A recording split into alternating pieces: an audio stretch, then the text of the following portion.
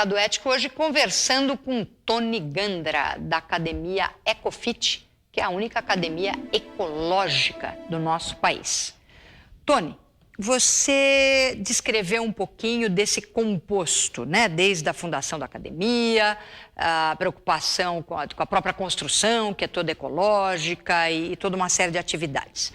Mas, como você bem disse, a sua missão é o bem-estar das pessoas. E eu tenho que te confessar que eu me assustei muitas vezes ouvindo de professores de academia histórias do tipo: lá onde eu dou aula tem uma menina, ou tem duas, ou tem 42 jovens, sei lá quantos, que ficam lá, entendeu, o dia inteiro malhando e não comem e não sei o quê. Então, quer dizer, eu fico escutando isso, eu falo, meu Deus, está para mim muito claro que nós estamos falando de casos que demandam um cuidado muitas vezes até psiquiátrico. Então, essas academias não estão chamando os pais para conversar muitas vezes, ou esse professor que está lá, e vamos lá, quer dizer, será que ele não tem obrigação de parar, entendeu? E de falar, olha, vamos chamar um psicólogo, vamos chamar seus pais, isso aqui não é, quer dizer, não é isso que é bem-estar. Então eu fico sempre questionando essas coisas. Você me perdoa, mas eu entro um pouco nisso, porque eu quero entender, quando você fala de bem-estar, se vocês têm vivido esses casos lá e como é que vocês reagem a isso? A gente vive, sim, várias academias vivem. E aí é que a gente vê essa questão de tratar o ser humano de uma forma holística, né? Então, os nossos profissionais dispõem, por exemplo, de nutricionistas, de psicólogo, que nessas situações pode encaminhar.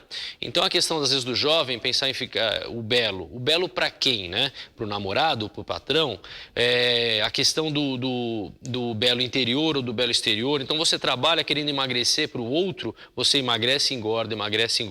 E as questões da bulimia, da anorexia, como eu citei, a psicóloga que está lá à disposição, o jovem ou qualquer aluno querendo usufruir, pode então questionar. Então nós não temos um trabalho de terapia, mas um trabalho de aconselhamento, que vai fazer a pessoa dar um clique, refletir um pouquinho sobre aquilo e aí, havendo necessidade, continuar com outro profissional à parte.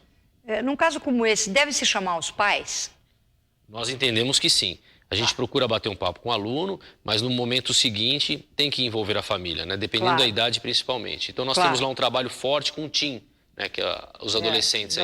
Então essa faixa, às vezes vivem vários complexos, né, às vezes já vem da fase infantil, às vezes o trabalho de educação física na escola também não foi tão feliz, de alguma forma eles não descobriram ainda o prazer pela atividade física, muito pelo contrário, às vezes vem com alguns complexos, né?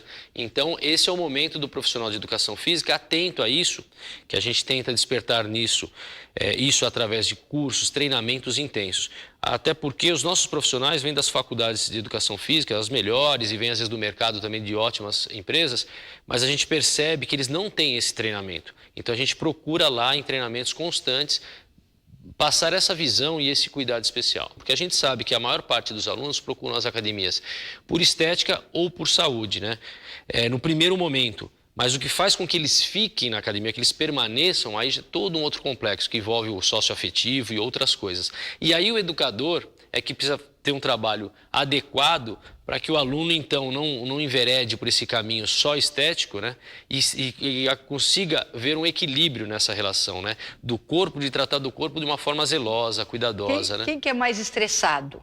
O adolescente, que tem está nessa fase aí de explosão hormonal, todas essas dificuldades até de autoaceitação, o executivo, a executiva. Tentando te responder, eu entendo que lá a gente convive com estresse desde as crianças que nós temos lá. É incrível como as crianças com agendas superlotadas, né, e com às vezes questões familiares mal resolvidas. O teen também, o adulto também, e a terceira idade, que a gente tem um grupo de master lá maravilhoso também. Então a gente nota que existe em todas as idades, né, com mais ênfase talvez numa ou outra, mas olha, todas elas têm. Agora o que a gente percebe que aí a atividade física e também a ecologia ou a sustentabilidade é uma grande ferramenta, né? Então a atividade física pode ajudar demais com essa questão do estresse, né? E a questão ecológica também, porque quando você tem um refinamento, quando você tem uma cultura e alguns valores melhorados, e esse contato com a natureza, parece que tudo isso fica abrandado, né? É incrível como a ferramenta da atividade física e esse contato, essa consciência E esses valores mais refinados trazem uma paz para as pessoas, né? É verdade. Eu tenho sangue de índio nas minhas veias, entre outros, né? Sou toda essa mistura, né? E quando eu era criança, eu aprendi que os índios não iam, muitos das tribos não saíam para a guerra sem antes abraçar árvores, né? E ficar profundamente abraçados. E outro dia um sobrinho meu, que é biólogo, falou, você já ouviu o coração de uma árvore? Eu falei, eu já abracei e gosto de abraçar árvores. Eu E fico em silêncio muito tempo. Ele falou, mas você não ouviu o coração? Eu falei, não, eu não vou falar que eu ouvi o coração, já nós estamos numa metáfora. Ele falou, não é metáfora. Pegou um estetoscópio, fomos até a pracinha do lado da nossa casa, de estetoscópio em punho, colocamos o estetoscópio na árvore. Olha só. E fui ouvir. E fiquei tão emocionada. Sabe por quê? Porque você ouve toda a vida da seiva em movimento, pulsando dentro daquele ser que está ali só para nos presentear. Então, Tony, no próximo bloco eu quero saber de você o seguinte, já entendi a parte ecológica, mas dá para integrar ser humano e o grande ser que é Gaia dentro de uma academia?